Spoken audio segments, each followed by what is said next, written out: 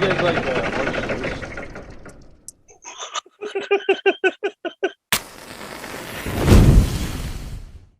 What's up, everybody? Welcome back to my channel. Today we're going to be ranking the Scream franchise.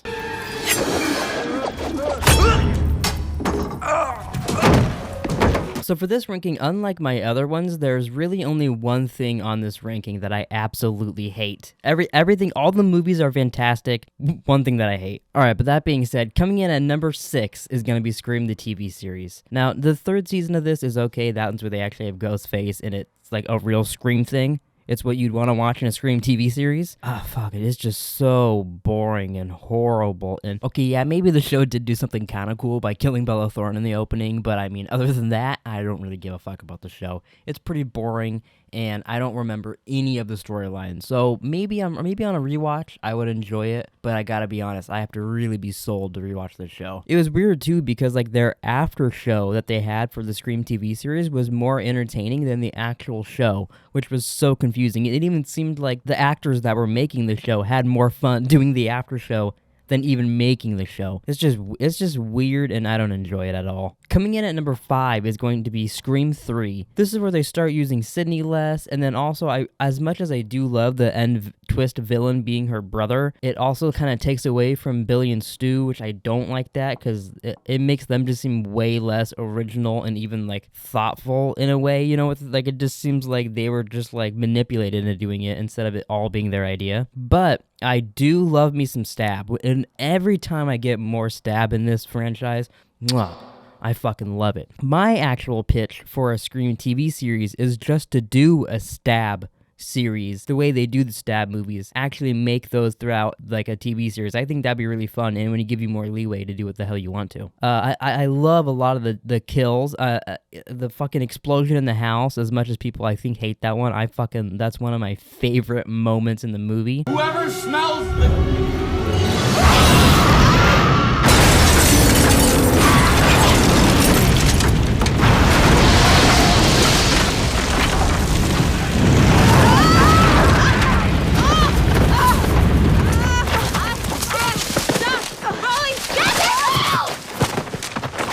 The voice changer in the movie is one of the most confusing things in the world, that all of a sudden, in this universe, there's just the technology to talk like anybody else because of this thing. And I know there's a deleted scene where he downloads their voices or whatever. I just recently saw that, and that makes it a little better. If that was in the movie, that would actually help me out a lot in that movie. That would probably put it up a little bit, because the voice changer thing is just always so unbelievable to me. I don't know why that part just takes me out. And I'm glad they haven't used that in any of the other ones. Even though, too, fucking Ghostface is a voice changer, as confusing as that is, you know what I mean? So it's stupid that even bothers me. But the voice changer in this, when Ghostface can talk as Sydney, or he can talk as Gail, or he can talk as Dewey, I don't like that, but I also do like it. I also do really, really enjoy the moment at the end when Sydney's brother, Ghostface, is running back at them, and they have to keep yelling at Dewey to shoot him in the head. Scream 3 is also, would be a great closing to the franchise as well, where Sydney beats it and she leaves her door open. Also, she marries the FBI agent, Mark, something, and they mentioned that in Scream 5. One of my last things is that I love when Sydney is going in the remade version of her house, and she's seeing her mom, but then Ghostface is really there, and she's being chased through her house, kind of like it's like a remake of the original movie, especially when it's like, oh, this is a movie of what you already saw in a movie. That's always fun. As much as people hate that, that's always really, really fun. One thing that also makes this movie great is that it has a Jay and Silent Bob cameo for no reason at all, and is just amazing. Oh shit, Samba, it's that TV news shit, Connie fucking Chung. I mean, how can you not like the movie when you get to see Jay and Silent Bob in it randomly? So number 4 is going to be Scream 5. Now, I did really, really enjoy Scream 5. I was worried that it was going to ruin things for me, because Scream is one of those, like I said, one of those franchises where I love every single movie. I don't know if I can say I love this one yet, because I've only seen it like 4 or 5 times, and I know you're probably saying that's crazy, but I'm crazy.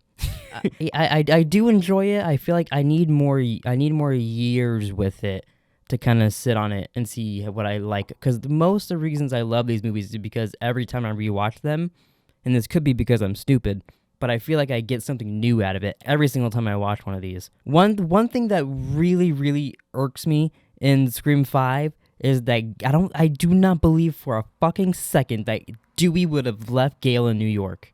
I don't believe that storyline for a second, and it's all just to get him to be a lonely little boy, so he's sad and tries to avenge the people and gets killed by Ghostface. And also, he does that so stupidly. Fucking why? If you want to kill off Dewey, kill off Dewey. But why that way? It was dumb. His death was dumb, and what got him there was dumb.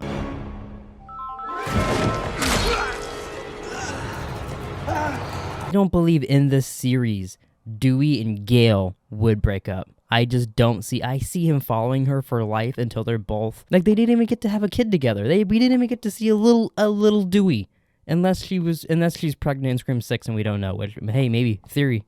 There's a theory right there. Courtney Cox is pregnant in Scream 6. The opening in it with Jenna Ortega is very fun, where it's very brutal, and they're using the alarms against her, even though the trailer is fucking... I don't think I want to watch a trailer for Scream 6, even though I know I'm going to. I feel like the trailer kind of ruined some of the moments for that for me, but just seeing that scene for what it is, I think it's a really fun scene.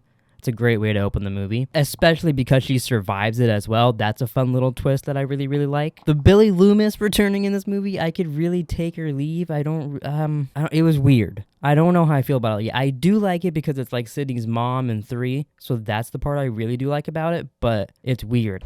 The nerve of that girl, right? Really not in the mood right now. It is also sad that this is the last time we'll probably see Sydney in the series unless she does return for 7. Like I said earlier, with returning to Places 2, we get to return to Stu's house, which was great. That was a really, really fun moment, even though, like I said earlier, the trailer ruined that and social media ruined that with Airbnbs and whatnot for it, but... either way, that's really, really fun that they did that. So my number 3 is going to be Scream 4. Now, I feel like this has to be higher on my list just for the crazy opening that this movie has. Fucking kidding me. Oh my god, I love it. I've seen it 5 times and it still gets me every time. If I was in charge, like if I was involved in this, I would really, really, really try to pitch the idea to do like 7 or 8 of those openings. Continue that going for like 15, 20 minutes to where the audience really doesn't believe that who they're watching is going to be the actual characters that will die and push the story forward. Although I hear one of the stabs has time travel. Where the fuck's that movie, huh? I want to see that. Plus, I got a question about that. In that sentence, they say, or in that paragraph, whatever the right wordage is, they say that Sydney tried to sue, so they had to stop doing that storyline. And then they continued to make their own shit up after, like, Stab 2 or something. The first 3, the original trilogy, is based off of Sidney Prescott. But then she threatened to sue them if they used her story, so then they just started making stuff up. Stab 5 has time travel, which is by far the worst. What did they time travel to in Stab 4 or 5, whatever she says, if they can't go to the, like, what would they be time traveling to? What would be the point, unless it's just like a middle-aged Ghostface going around, or like a Western Ghostface? I need more details on this time travel Stab movie, because at the moment it doesn't make any sense to me. And I want more info, okay? I feel like we need this is why we need that fucking Stab Paramount Plus series, I'm telling you. Do it like how they're doing the Friday the 13th series, where they're gonna do every movie as a season. There you go. I mean, I'm just giving you free ideas here, Paramount Plus. Another thing I really love this movie for is that it feels like it's a reboot of a horror movie while making fun of reboots of a horror movie. But then it also has a twist that it's not even a reboot, and that the character you thought was the new Sydney is actually the murderer with Macaulay Culkin's brother, that I forget his name. I really enjoy this one. Anytime I get the chance to rewatch any of the Screams, honestly, I do it. But for this one, it's always up there. It's always one of the first ones I offer. Also, just the fucking ending when Jill loses her mind after, like, killing everybody. She thinks Sydney's dead and stuff. And she's slamming herself into the wall, stabbing herself, jumping on the tables like she's a wrestler, just losing her mind like a lunatic. Goes way overboard, all to just get fucking killed after she wakes up in the hospital. Coming in at number 2 is going to be Scream 2. I mean, how the fuck do you not love this one? Although... I do got a problem. Scream 1 and Scream 2 for me, and this is gonna be a thing only a certain group of people can relate to. Watching Scream and watching Scream 2, certain scenes happen, and I don't actually confuse them, but I envision both scenes from Scary Movie and Scary Movie 2, whichever ones have them. Like the opening of Scream 2, when he gets stabbed in the ear, I picture a wiener going in his ear.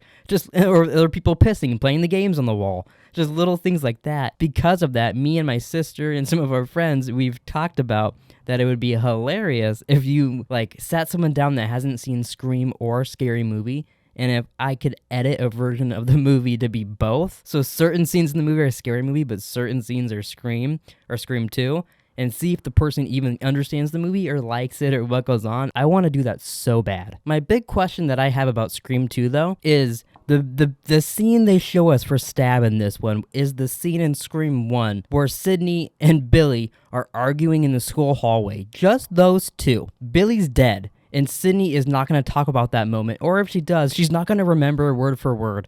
How did they get this information for Stab to make it word for word exactly like Scream, how we saw in Sidney's real life? That question has always bugged the shit out of me. How did they get that info on the script to make Stab? Yeah, your mom left town.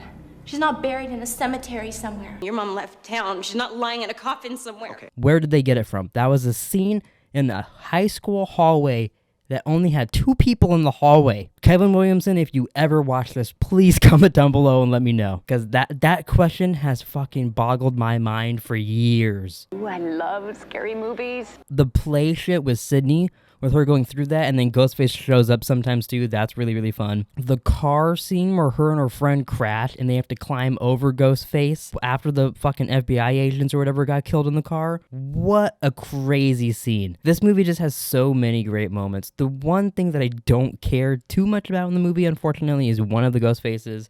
We got Timothy Olyphant, who is incredible in everything he's in. But fucking Billy's mom, Mrs. Loomis, who cares? I know it's supposed to be like a Friday the 13th Pamela Voorhees thing. I don't know. That's just one that I never cared about. Plus, I don't know. I just never cared about that part of it.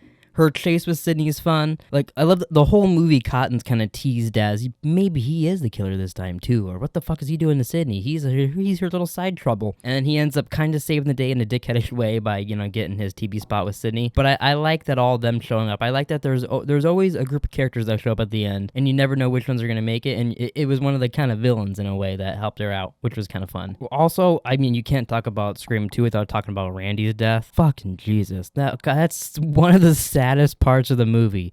And then they fucking ruin it 2 seconds later with the dudes with the boom boxes going by while he's being fucking murdered.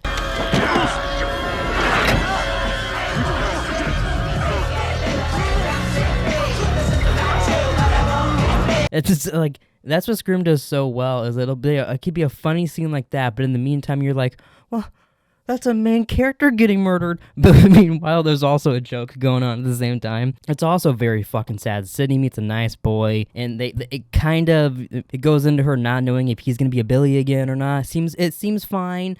And then at the end, Timothy Olyphant, they kind of he tries to make it seem like the boyfriend's bad, and he just gets fucking murdered. He just gets he just like. He wasn't having a good week, I'll tell you that. Not at all. To be honest, Derek, I think it would probably be in your best interest to stay as far away from me as possible.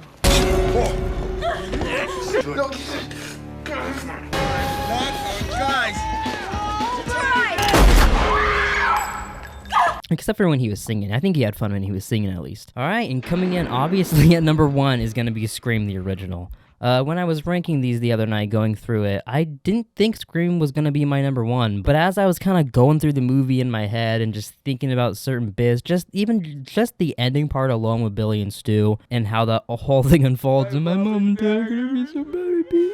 Just the whole thing, that puts the movie up at the top of my list alone for that, I feel like. And then you got the garage kill, the opening, Casey, baby. Just everything about this movie is perfect. I think it honestly is. I think there's really nothing bad about Scream. I got no complaints. It also helps it's the first in the franchise, so like I don't have questions like how did this scene show up in here and shit like I don't know. It's just fun. Every character in it is great. It's casted perfectly. It's one of my favorite franchises. It is my favorite franchise, I think, honestly. If I had to rank like the the big, horror franchises, it would probably be like this and Nightmare on Elm Street are my top two. I do also feel like this movie just has the best killers of any of the movies as well, which also has to put it up top. Billy and Stu are incredible. One thing that sucks about this franchise is I've seen them, just like Nightmare on Elm Street and Chucky's and even the Friday the 13th, I've watched them at such a young age. I have no idea what my initial reaction was really to all these. Like, I have no idea what I thought of Scream the first time. And I kind of wish I could, like, watch it now,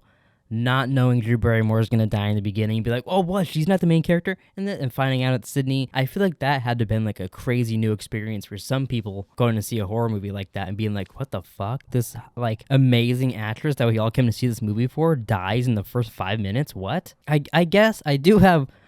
the weird part about these, which I feel like they're coming back to even because there's pictures of Scream 6 of Ghostface with a shotgun inside a store and stuff like that. But it is a little weird in this when they're at like a Circle K or grocery store or wherever they're at, and Ghostface is like, you can see him in the reflection of like the refrigerator or like the little mirror up top and shit like that. It's a little weird. Or even like when he's in his costume in the bushes and like this is either Billy or Stu, so it'd be fine for them to be there, or it's her brother that she doesn't even know what he looks like. So the Ghostface costume is actually more risky for you in this situation than to just be your normal self. It's a bit odd, but that could also be me way overthinking that as well, you know what I mean? But alright, I think that's gonna do it for this ranking video. If you enjoyed this, please like and subscribe. Comment down below maybe your ranking if you would like to, or maybe just your thoughts on my ranking, if you could do that as well.